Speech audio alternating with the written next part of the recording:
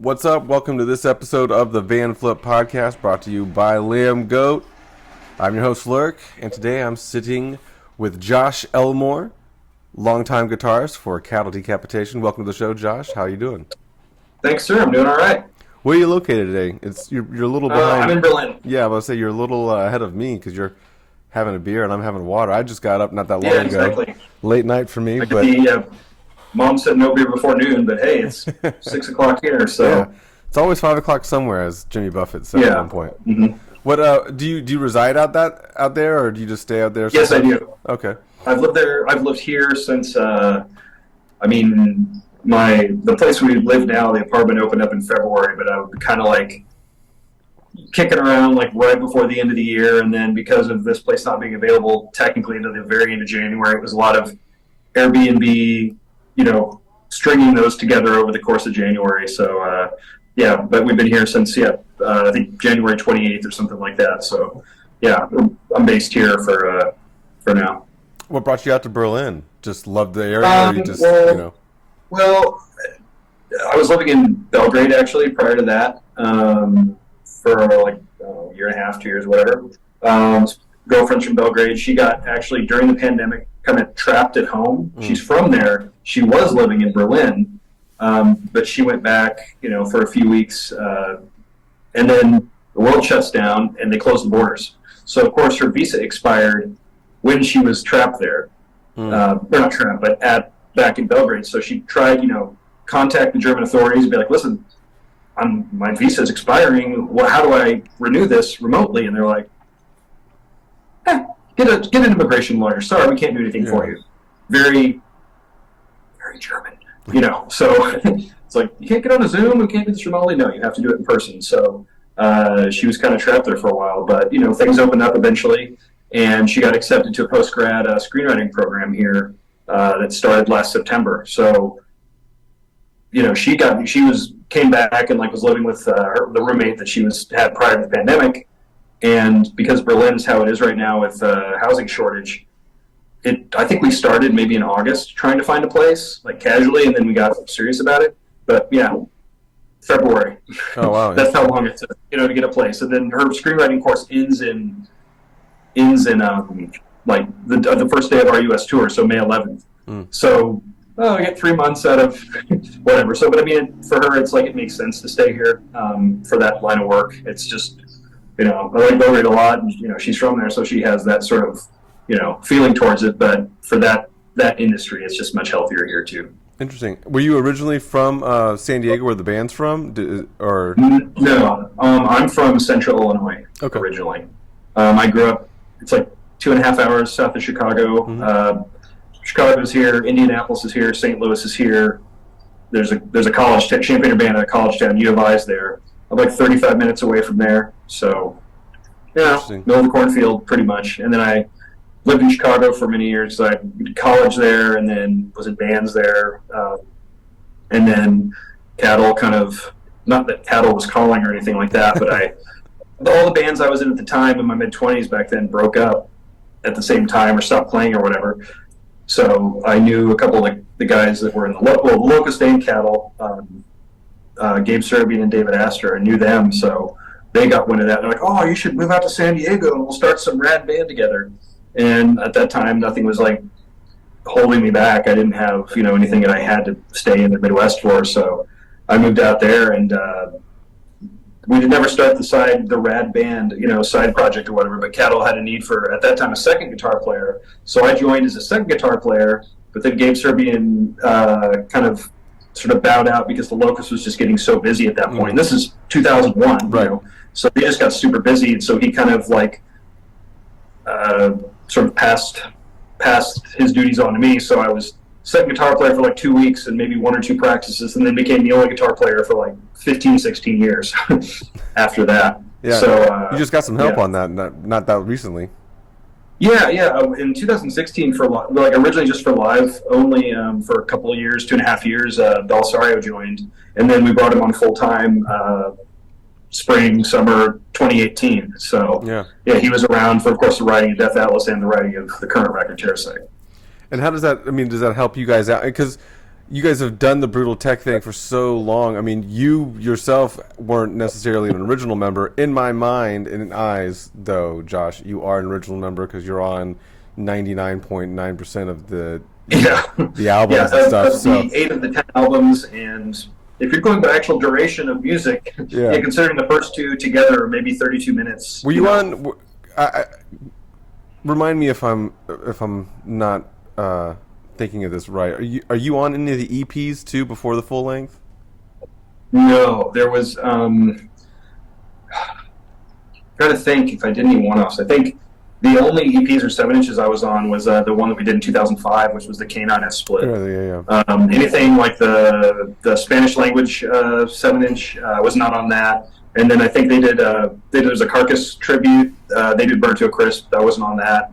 And there was like a couple, like another EP, and then obviously 10 Torments, which was way before that. And then Human Jerky Homivore, I didn't have anything to do with those. So I came in about 85% of the way through the writing for To Serve Man. So that's where I entered the chat, so to speak.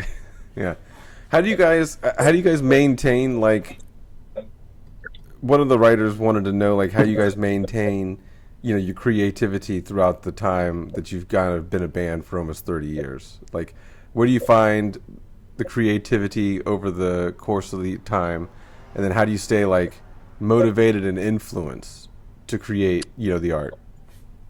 I think there's, I can't speak for everyone else, but it's like, obviously, we've had over the course of the band's existence or whatever, which I think I sound like the first line of our bio right there, but either way, or old bio at least. We've had personnel changes. It was these 3 dudes that started the band: David Astor, Gabe Serbian, and Scott Miller. That lasted maybe 3 months or so, and then Scott Miller disappeared. They found him later. It's fine. But it was a while. It's tense there. He probably owed someone money. I don't know the story. But then Travis came in. But Travis, at that point, was playing... hold on. My stupid phone is giving me this scam likely thing. Thank you, Los Angeles, for scam likelying me. Hold on. Here, you go to voicemail. Okay, sorry about that. You're second time it got me this when I'm doing these.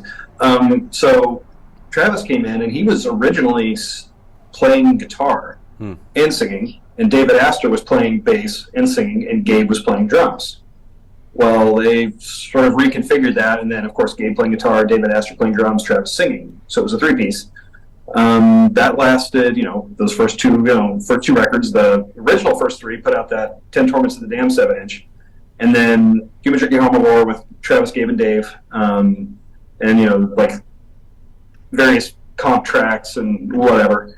And then Troy Oftedal, who was the bass player up until like 2009, he joined maybe 99 or something like that. I think 2000 or 99, and then Gabe quit or, bowed out, because it wasn't a quit. It wasn't like some bad thing. It was like still on very good terms. Right.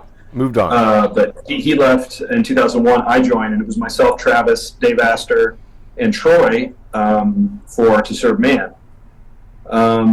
David Astor left in 2003. Mike Laughlin, who was in Creationist Crucifixion, joined. He was with us for Humanure and Karma Bloody Karma. After that, he left, still in good terms with him too. And then David McGraw, still in the band, joined 2008. Then Troy left 2009, and we had Derek Ingeman join. Was around for it was just the 4 of us. He was around for Monolith Inhumanity and Anthropocene Extinction, and then Inter Belisario, Inter Olivier Pinard, who's also in Cryptopsy.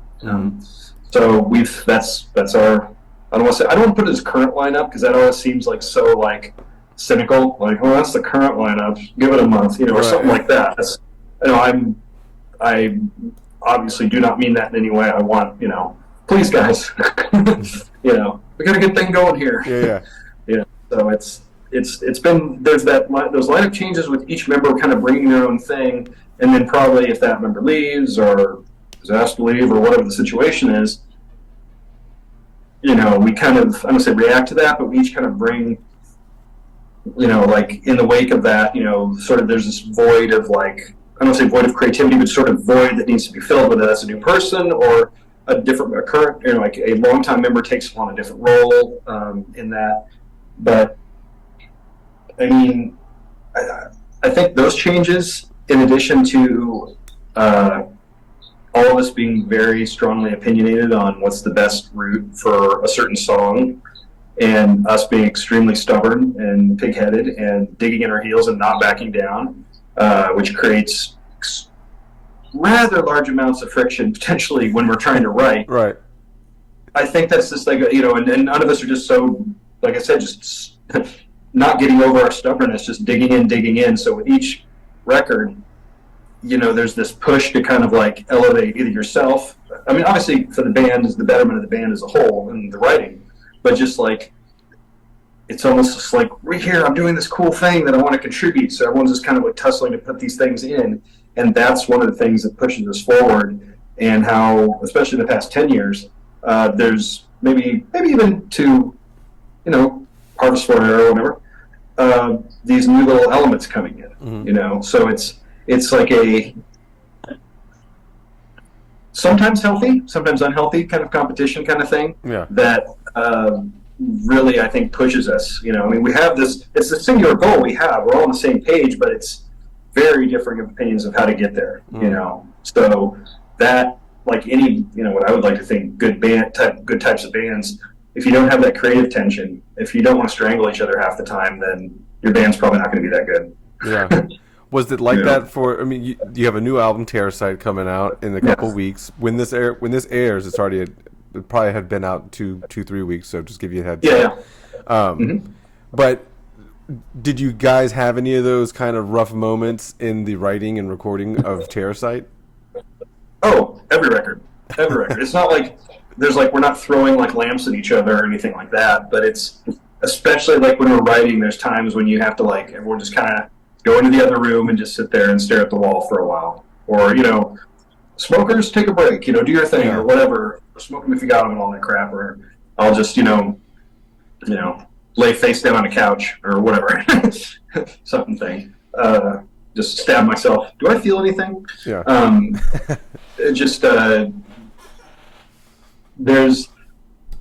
That's one of those kind of, I want to say unfortunate the way that it's unpleasant while it's happening, but of course good results come out of it. So I'll just say it for ease of way to put it, it's an unfortunate reality that's the path to, getting the best results for our band. Yeah, but sometimes it's like a necessary evil sometimes. Exactly. And it's like, you're sitting there either writing like what I just described, or even recording. I mean,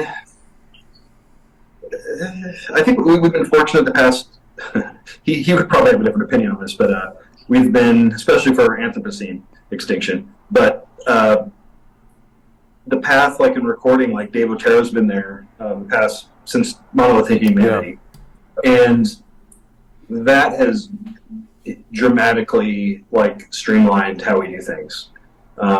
He's extremely easy to work with. He gets great results from us as individuals and overall. And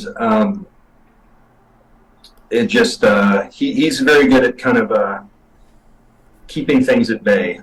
And just getting the chair out and the whip and stuff and just basically keeping us in line. That doesn't mean there's not after hours, there are not just animated discussions, but I mean, in the studio, like he's like, let's keep on target, and he knows how to kind of pat everyone on the hand and like, keep everyone in line and have that good bedside manner. That's kind of a calming presence, which is something we absolutely need. He's a good bed because there's emotions are so high and tensions are so high, and just whatever anyone has going on in their personal life is creeping in, and it's just He's a good house mom. Exactly. Yeah. And he's a sitter for, depending what band it is, how many, grumpy kids, basically. Right. I'm sure, and again, getting a lot of adults in there with conflicting ideas and thoughts, it gets hectic, especially in a thing where you're working on a piece of art or creating a piece of work. So you guys have worked with Dave for over a decade at this particular point. He's almost kind of like, another member of the band, some would say at this and point. It's like he has a distinct. I mean, I shouldn't say it. He's not one of those guys that like everything. If it comes through his studio, that's the sound. Like everything sounds the same. There's not like a sort of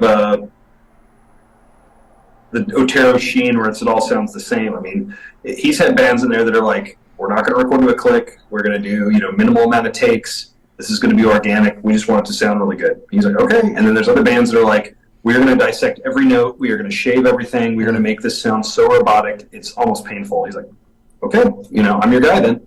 And he'll do all that. We sit somewhere in between. Like we want it to be human, or like an element of humanity in it, but as good as we can do, as perfect as it can be, but with still, organic elements to it. Yeah. So we kind of reside between those two sort of extremes.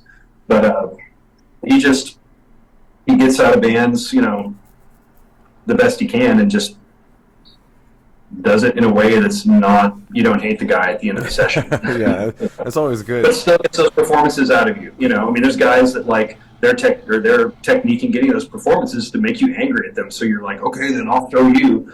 But he's like, he does it in a way, you're trying to show him, but it's not out of anger or just like, this challenge. It's like, it's out of like, you enjoy working with me, you value that relationship. You want to bring something that impresses him, but not to like, that's right. More of like because he cares about the product a lot, and we've known him for so many years. There's a personal element. It's like you want to look good for your friend to a certain extent, Yeah, for sure.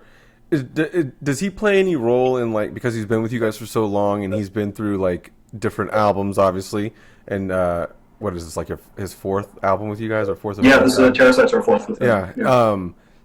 But he's also been with you through like member changes and lineup changes and stuff like that. Is he a good source for like keeping the overall sound on track as you guys swap out members, or is that something that you guys just kind of allow yourself to kind of not change but add that additional maybe flair when you get something? Yeah, new, or lose something.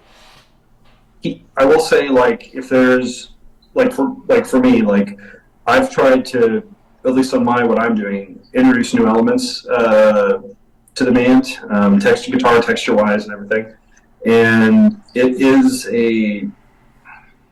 he's always very open to hearing those things and wants, to have that, there to be new bits of creativity. But he's very sort of, it's not guarded, very sort of conscious of like not letting anyone go wild and overdo everything. So between records, there's not this shock of people going like, "Oh, are they some sort of what is this tippy-toe dancing music here?" It's like there's he kind of dials people back, at least to make it like a more seamless integration between, like you said, with like album to album, or if there's like a lineup change or something, it's not this dramatic difference, right? The only thing that I think between Anthropocene and Death Atlas, that was Derek was there for Mono and Anthropocene, and then Olivier joined Death Atlas. There was a very, like Derek had a very pronounced sort of desire for bass presence, which, I mean, all of us love loud bass guitar. I mean, it's there for a reason, none of us are those like bands where it's like, oh, bass is there just to have a guy on stage to move around and really not to be there. We want present loud bass guitar. So going from Anthropocene, which had the bass was pretty hot in the mix, to Death Atlas, where it was dialed back a little bit. I think it was this is kind of where it should be.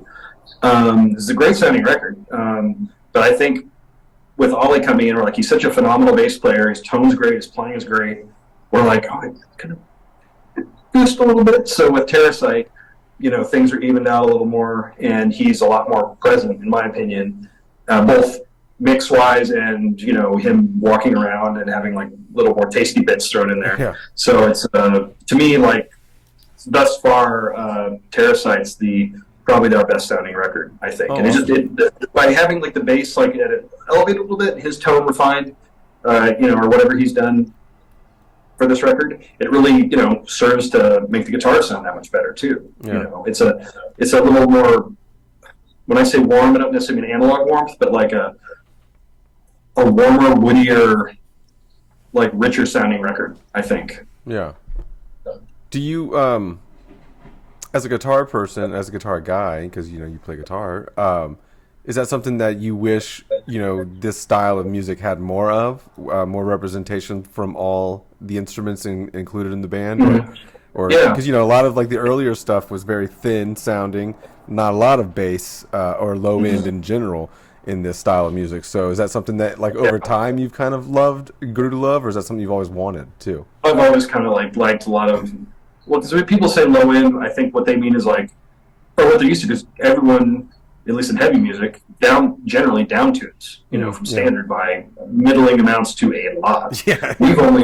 We're literally like half a step down. We're like, quote, Slayer tuning, or this guy's getting older, his voice can't reach certain things, that tuning, or whatever for other bands. But we've always just been barely down, and over the years, it's like, well, why don't we go down to C sharp, and it's like, yeah, that'd be, I guess, I don't want to say heavier because riffs are heavy, not tunings are heavy. Right. But it'd be like, I guess it would make it easy to be heavy or something. But we're like, well, it's like with the band name too. It's like, well, we've kind of committed at this point, so it's going to be kind of a weird change if we do this. Like, oh, now we're tuning down to what everyone else is, or because like when Travis joined the band, he was like, this name's kind of dumb, but by that time it's like they had a 7-inch out, they get a bunch of shows, so it's like here we are, 2023. But I don't know, like the low end thing. It's like most people now consider, like, because bass was kind of buried for so long that like low ends, well, the guitars are tuned lower and they're EQ'd in a certain way. With us, it's like Dave Otero is like, he goes, if you're bringing in records that you really like the recordings of, you got to remember those guys are in D. You guys are in E flat, D sharp. Yeah. So he goes, that makes my job really complicated to try to make your stuff.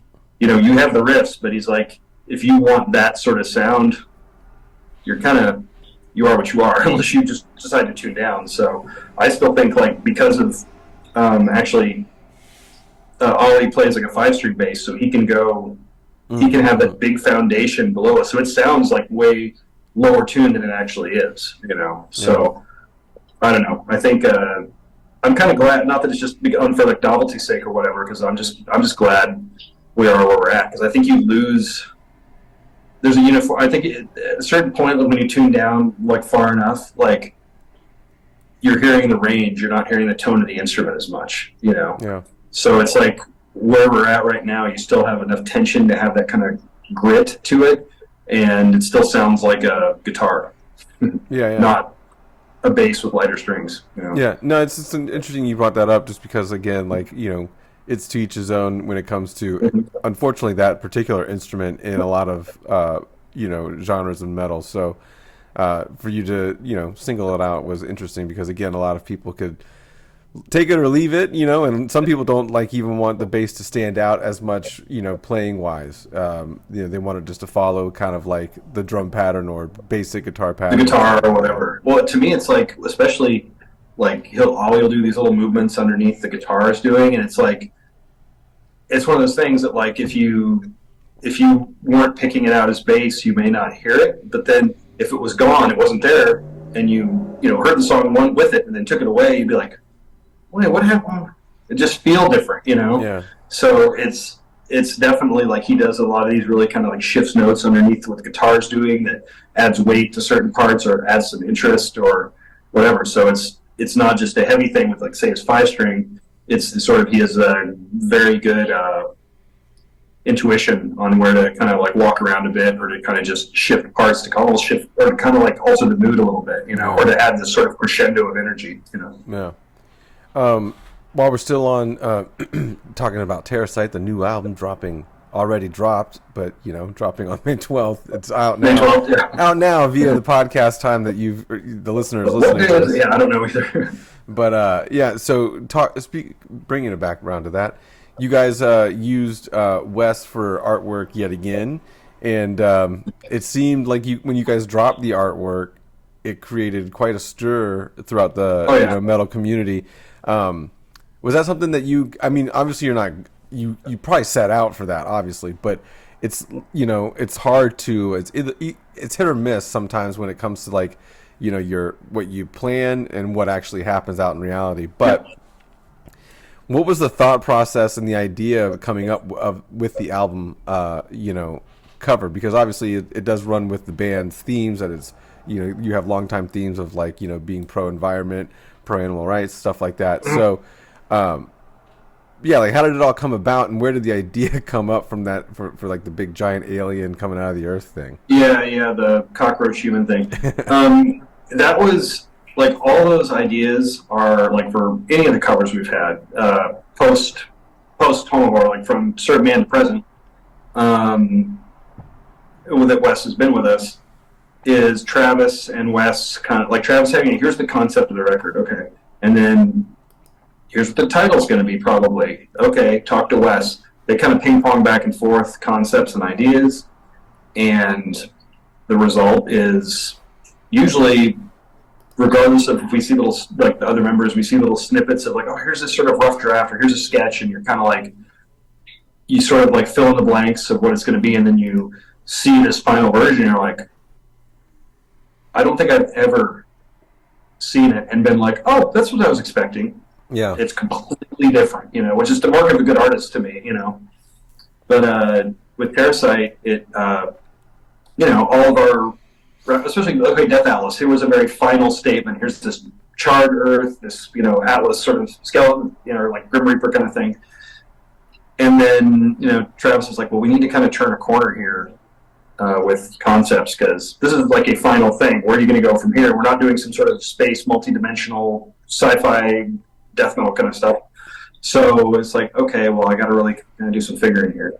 So that's where that kind of creature kind of came up as this rebirth. Like, it's the whole like urban, I don't want to say urban myth, but just kind of like myth of like cockroaches can survive anything, nuclear holocaust, environmental catastrophe, whatever.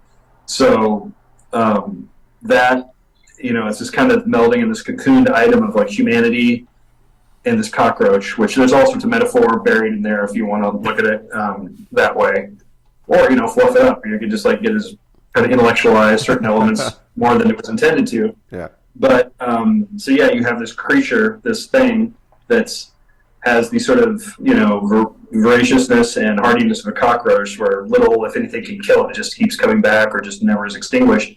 And then you have the human element, which is selfishness, self-interest, and just consume resources. So put those things together, and you have this sort of fantastical other creature that, kind of, hey, it's death metal. It's a horrible thing that you have to look at. There we go.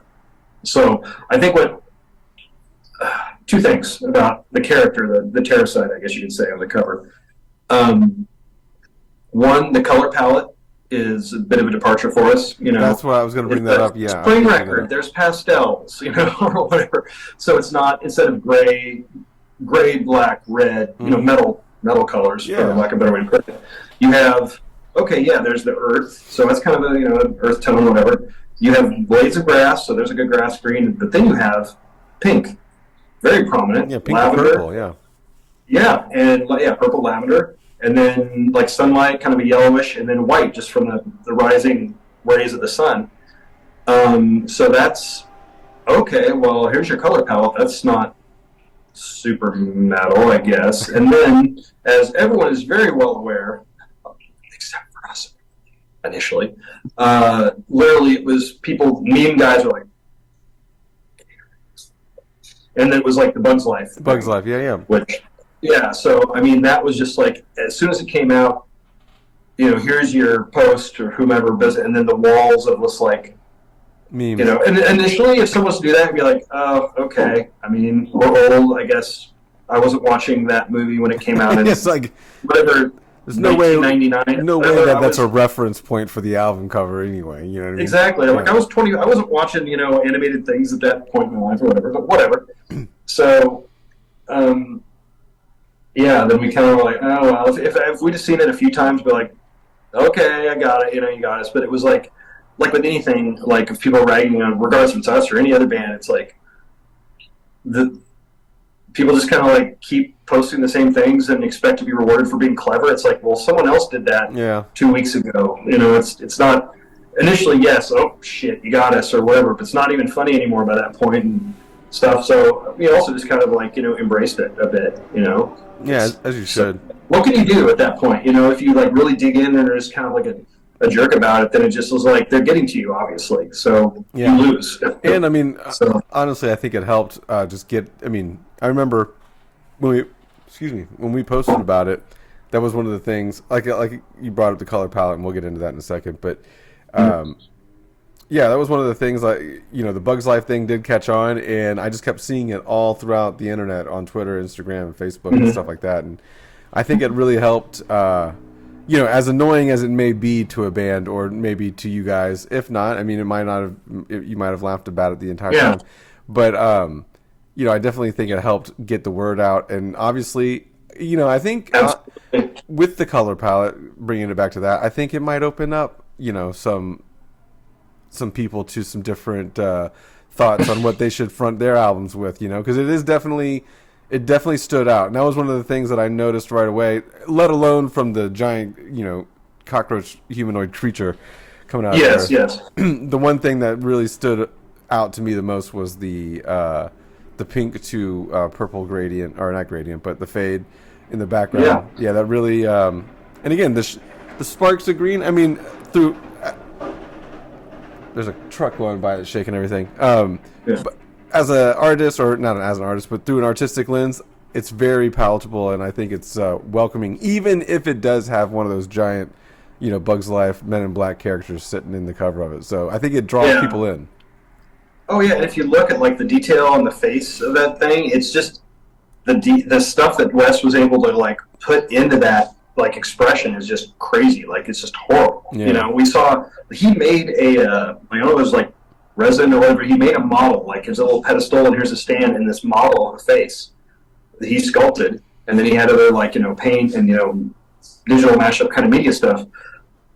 He sent us a picture of this that sculpture, and it was just that expression. We're like, oh my god, this is incredible. You know, had the antenna and everything. We're like, dude, it could just almost be this. You know, it doesn't tell the whole story, but that's just super, you know, amazing. And then, you know, a couple months later, whenever we saw the finished project and everything, when we were in the studio, you know, so it was just like, wow. But if one of us thought that, they didn't let on at the time, but yeah, that wasn't, you know, Bugs Life or Men in Black character or whatever. None of us, you know, were like, oh, there you go.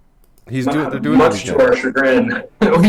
You know, others brought us that to our attention later. So, I was trying to look just real quick on your website for the merch. You guys should think about selling one of those, you know, creatures. You know, printing out little vinyl. You know what? Okay, we were thinking it. I mean, as a bundle or something, or as a special. I don't know, but I think even for past records, I kind of mentioned one. Says like, you know, back in the day, those Spawn Todd McFarlane toys, where you had like that diorama and you had like a couple central figures and then this whole setting. We could start to Sir Man and just go from there if you wanted to. You technically could. I mean, like, you think about it this way: from all the collector, not only are like metal guys or metal fans nerdy enough to collect like variants and vinyls of different variant vinyls and stuff like that, and cassette tapes. People are collecting cassette tapes now, even though they know damn well they're never gonna like really want to listen to that ever in their real life. Exactly. They just want the physical thing. So, and like you were saying that the old Spawn figures or anything like that. I mean, people are collecting the Funko heads now, and those aren't even anywhere near as cool as like those. Nowhere near. But I mean, like people in the metal scene, I think, would love to have some kind of like brutal thing like that. And again, it goes with the kind of and you know, I'm a metal nerd too, but it goes along with that nerdy kind of vibe of just like wanting to collect everything and wanting to have a piece of that band, you know, with you at home. That's not something just like a CD, vinyl, or T-shirt. Yeah, you think of all the McFarlane stuff, whether it was band related or like all the serial killer stuff and the actual Spawn stuff. How cool that stuff looked! I mean, I was obviously not buying toys at that age or whatever. I remember seeing it like in stores, like it's Christmas and you're at Target and they had those things with the end cap, and you're kind of like, not a toy person, whatever, but that shit's pretty cool. That's pretty brutal looking, you know. So I think I remember mentioning it to Travis. I'm like, man, it would have been killer if someone could do like a McFarlane style diorama thing with this, the whatever. And he was just like, I can't imagine what it would cost to like make a mold for those. And then, I think you only basically lose money up until you get X amount of units done. And it'd have to be probably way more than anyone would want to, pay for such a thing. It'd be like, so it's going to be like, what, $100 for this thing? It's going to look amazing, and our band members would be like, look at this cool shit. But I even think $100. I think someone would spend $100 for a figurine, a decent size figurine. You know what I mean? Yeah, if it was a singular figurine or like a setting or had like a landscape or whatever, I totally do too. But I don't know. Maybe that's something in the future we can do. Like you said, you have many and albums to choose from, and you can create a set. You know what I mean? And it's like fans would definitely be into it, and it's so unique. It stands out a little bit. I'm always shocked at like the level of. I mean, there's bands I like, which I'm like, I'm going to buy everything on vinyl, or I'm going to have every one of their CDs, or if there's a special edition, I'm going to get that. Yep. I am total casual listener or casual collector compared to most people, or people that are true enthusiasts like that. I mean, there's a friend of the band actually, us personally, and then like of the band itself. He has, I think he was like saying, "Oh man, I missed a variant of Anthropocene. I only have 16. I need the next one." Yeah. He has 6 vinyl of versions of Anthropocene. It's like, holy crap. Yeah, I don't get that. I don't get that particular. I mean, I do have multiple vinyls, different variants of a vinyl, but I'm not out here trying to collect every one of them because, I like to have some money left over after everything is said and done, and it can get crazy if you start going down that rabbit hole. But I will try to get like a discography for sure, whether it's on CD or vinyl. That's something I'll I mean, at the end of the day, I want the music, And I mean, there's certain bands that I tried that I have that soft spot for that I will kind of always try to get a physical product from. I mean, but because of my living situation now, all my music, all my physical stuff is sitting in a barn in Illinois. Oh yeah, I hate that. I had where I'm from. It's like put it on a pallet. My brother shrunk wrap it, got the forklift, put it in the hayloft, and it's sitting up there. Yeah, I hate it. So hopefully my records aren't melting in the sun. That would be horrible, man.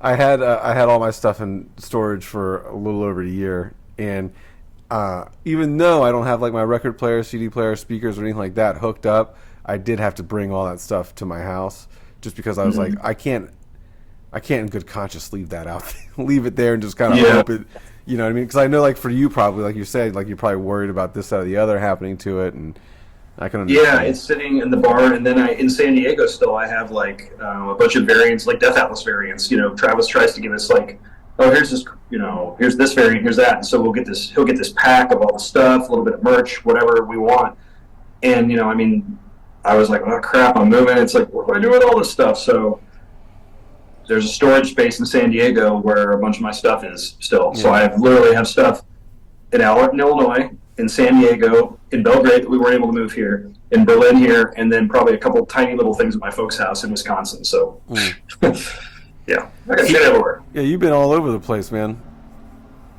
Especially, past couple of years. I was stayed put for a long time, and then, life happens, and here you are. So my next question is, why was it 7,000 dying rats?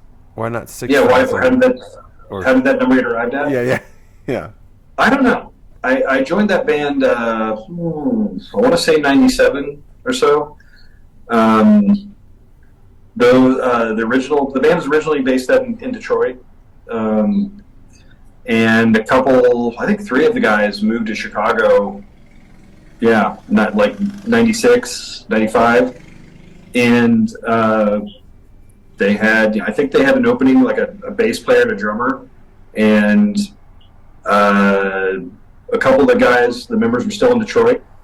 So they only would play like kind of Detroit shows or regional shows because they were like, I'm in this band, but I got a family, or I've got a really good job and I can't tour. So they would play like regional stuff, or if they could tour, but it was mostly like, I'm the guy who can tour, I'm the guy who can be here all the time. So they brought me on, and if the other guy's available, he'll do it too. And we had 3 guitar players on stage. If it was full lineup, there was bass, drum, 3 guitars. One of the guitar players would also play keyboards, a sax player, and 2 singers. So it was this, smaller venues. You're like playing like this. Yeah, but it was like having a ska band on stage, for like the members, but thankfully it was not ska. Yeah, right. Yeah, right. But it was like, it was one of the funnest bands I've ever done. It was so much fun. It was the guys that grew up on, top 40 hard rock radio and metal, just like everyone else. Yeah. And had this, just as, a love and, a love for it, but also weren't exactly like shy about like kind of mocking certain elements of it. Right. Like there's a quote actually on the inside of, I don't know which 7-inch it is. Maybe it's actually, it might have been on the inside of the Fanning the Flames of Fire record, that it just says, "Are they making fun of us?" Which attributed to David Vincent, because prior to me being in the band, they played in Detroit with Morbid Angel, and he was watching them, and he was kind of like, "Are these guys like making fun of metal or something like that?" It's just like, it's like yes and no, with the most love for it, but at the same time, being rude about things. So yeah, that band was it was a very enjoyable part of my sort of musical life, was playing with them. Yeah. And 2 of the guys still live in Chicago. The rest are, either back in Detroit or, moved on or whatever, and they went through, like, if you look at one of the inside of the records, like the cast of people that were on the record, there's like 30 people, because it took like a year or two to record over time, and then members coming and going and all this. So there's a huge roster of folks that were in the band, but I look back fondly on that. It was great. Shows were super fun. The band, I think, as a band, actually played was, great. I was really, super, super pleased with the music that came out of that. And I don't know, the 7,000 thing, I have no idea why. We never got to that subject matter. It's like, how did you come up with that name? Never came up in the... Never came up, really. So, right. I mean, they played, after I moved to San Diego in August 2000. I think they played up until, I want to say like 2004, 2005 maybe. And then maybe like a reunion last show kind of thing. But, a couple of guys have a few kids, and it's just like they have like serious adult jobs kind of stuff, like, oh, this guy's superintendent of this school, that kind of, like, one of the singers was in a teacher, and then he moved on to administration. So it's like, Mr. Vossbinder, you were in a crazy band back in the day. Yes, a band. Yes, thank you, kind of thing. So it's just funny. What do you do outside of when you're not playing music or in a band? Like, do you, because you move around a lot, and you seem to be a very traveled person. What do you do when you're not, shredding it up? I worked at a law firm. Could be for work or for fun. Either, it's an open. Oh yeah. I would say and it's all up to the individual members. It's not like we're all sitting here like right, put our feet up or anything. Whether they would kind of really want to like work like a regular job or not. Right. At least. If you don't have to, I wouldn't. Yeah. I was at a law firm, worked in just like legal assistant kind of stuff or docket clerk from October 2000 till April 2019. Oh, okay. So I was a long-time employee at a law firm. Is that often for like they were cool with you just touring and just coming back whenever? Yeah, I went on my first tour when I was there in 2002. That was the first Cattle nationwide tour, and they were kind of like, oh, "Okay, yeah, we'll see you later. I'm sure you'll be back." I'm like, I know how much money we make every night. I'll see you when I get back from this. Yeah, you have no idea. Like, okay, yeah, we'll see you there, Rockstar. I'm like, no, I'm coming back to this job. And then I get back into town, call up my boss. I'm like, okay, can I come in on, Tuesday? They're like, what? You're back? Did the tour fail? I'm like, no, it happened, whatever. It's a different kind of tour. It's a different kind of tour, guys. I told you guys, This isn't like, me jumping on a bus and, whatever. So over time, they kind of just like, I don't want to say got used to it, but we worked it out. I was very fortunate to have HR there and the administration that was tolerant of me doing this crap. Yeah. And most places, I wouldn't have allowed it. I don't blame them, actually. But they were tolerant of it. I had a departmental superior boss, whatever you want to call her, that was sympathetic to the situation. She's a music lover and had known people in bands forever and all that. And so she got it and would stand up for me and advocate for me on all that. But I just let it, it was like, oh, he's on tour again. He's going to be gone for the next 3 weeks. Okay, cool. Well, put it on his desk and I'll have him finish it when he gets back, like that kind of stuff. Yeah. So I was just there forever. And then in 2019, there was a change in management, not at the firm, but they kind of outsourced a bunch of departments and things changed. And they came to me and were like, well, new management says you either choose your band or you stay here. Ooh. We can't, but the other people at the firm are like, dude, he's been doing this forever. It works. 20 years, fine. Yeah. There is nothing that's causing a problem here. I mean, if he was to not do his work, if there was to be a problem, then we wouldn't be sitting here talking about this. It would have been how many years ago? Over and done deal. And they were like, do we have to allow everyone to do this then? Because that's what it's looking like. And so my firm was just sort of like, we love you, but... Yeah. And then literally like a year later, everyone's working from home anyway. Decision and like new management, the new departmental manager or, whatever, was like, you're really going to... Why are you quitting this job? I'm like, you kidding me? Yeah. I've been doing this band for a slightly less time than that job at that point. That time, and I'm like, it's what I do, it's who I am. I'm not going to stay at this, especially for what I was doing at that time.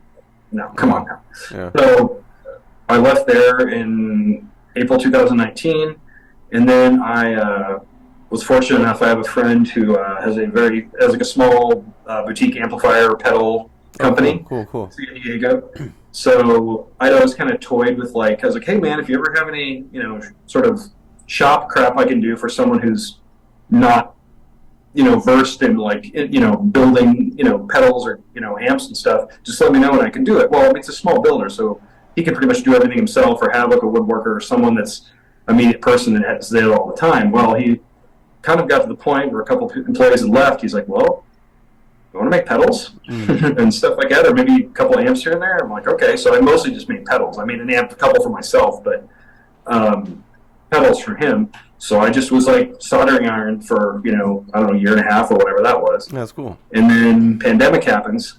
And like I said, after that, it was like Belgrade, move, all this stuff. So since then, it's been kind of like, we've been busy enough that I haven't really had to do it. Not had to do anything, but I just haven't, So I think it's that time when you're kind of like, I'm 47. It's the, what's my other thing I can do after all this? Right. Not that I'm looking. I want this to be able to do this band as long as any one of us want to do it, and can and feel good doing it. But I don't know. Maybe I should just get like a food cart or something. There's only a couple things and grow a better mustache and just kind of wear a white hat or something. I don't know. You could go down a lot of metal and hardcore band guys usually do screen printing, so you can get into that too. Screen printing, that or like those guys like the death knell of anyone's health is if they're like, I was in bands for years, so I think I'm going to open a bar. That's just kind of like, well, yeah. That's pretty much the. And he's dead in. Yeah, he's coming up. So you guys are gearing up around the same time that the album comes out. You guys are hitting the tour with Dark Funeral and 200 Stab Wounds and Blackbraid, which they're a very interesting band. Blackbraid is a very interesting band that's been swirling around Lambgoat lately. Interesting. Are you guys looking forward to that tour, the U.S. tour? Absolutely. Tour? We kind of it's our, I don't say it's our release. I mean, it is technically our album release tour because it comes out the day after we leave, or the day after we're the first date. But yeah, we just need to be out on the road, and also it's like you're getting these examples of Blackbraid. That's very interesting. I just only heard. I mean, I'm a mostly black metal person. As far as extreme, that's what I listen to, and I kind of just heard blips of them. But then, when it was this is the band that's going to be on that tour, I'm like, oh shit, So I kind of checked out some of their music and everything like that. So I'm looking forward to watching them. And then 200 Stab Wounds seems to be, from what I gather, once again, this is all with the, I live under a rock. No one's expecting you to know everything, Josh. My tastes are very for whatever style I'm kind of not either interested in, but just like stuff I like. I go to the source. You whatever, you're telling everybody you have a life outside of just listening to music all day. We understand. Of just extreme music. Right, it's like whatever. So, but I was kind of like, oh, let's just Metal Blade, actually they're on Metal Blade now. Right. But I was kind of curious, and it was like, oh, well, they're that kind of. I don't want to lump them in with these other bands. I'm sure they wouldn't appreciate that more with these other bands or whatever. But they're kind of that ilk of like younger people playing old school death metal. Yeah, they're like a death metal, like a slam death metal band. They're I mean, being not that my ears to the ground more than yours or anything like that, but they've definitely started stirring up a lot of muck in the water, so to speak, over the last couple of years. Because I would see like. I went in and looked at like, oh, what's their shows look like and all that, and they would play like a lot of like more hardcore shows. Yeah, it's weird how hardcore is definitely crossing over with death metal a lot, like currently with the thrash, with thrash and crossover in general. It's just they're like building a bridge, to cross over. Yeah. To where like it's almost like it was when I was in high school or like that era, where it's like there's crossover bands and there's like this is a few years older than me, but like it would be one of my old band friends would be like, oh yeah, man, I saw Slayer and Agnostic Front, Venom, and Motorhead in one show. Yeah. How is that not just a pool of blood on the floor? What do you say? Like one was like I don't know, it was something like Megadeth and the Cro-Mags or something. I'm like, that's trouble. So it's almost harkening back to that a bit. So. They were like the Frozen Soul and Sega Super Bog and those kind of bands. And I always thought it was funny too. It's when people say you're not living under a rock as hard as you think, Josh. You're involved. You know what's going on. You got the names. Don't offend me. No, I like this term. You were saying that you don't know everything, or you know whatever. You know enough. You seem to know enough. Enough to be but. It's like it's funny like how those bands. I'm not saying they're modeling themselves after like whatever. Here's this handful of old school bands, but it's like, I think of when I hear some of them, like I almost think like, man, this sounds kind of like these sort of like the latter era of like Wild Rags Records or like Jail America, just kind of like or even. I would say like what's that label? Actually, it's out of Northern Illinois. I should know it. Splatter Cadaver was on it. United Guttural. Okay. Like stuff like that, where it's like very just like this. To use dated terminology at this point, but like the sickest of the sick. Super Brutalian guys that are just like, unless it's just like and gurgling, it's not true. It's not real. It's not true. It's not brutal. So. I don't think maybe it's enough degrees of separation that those bands, any of those newer crop of bands, would ever either, one, be aware of that stuff, two, recognize that, acknowledge it in any way. But that's almost what it, like, my ear kind of perceives as it being, similar to, Yeah.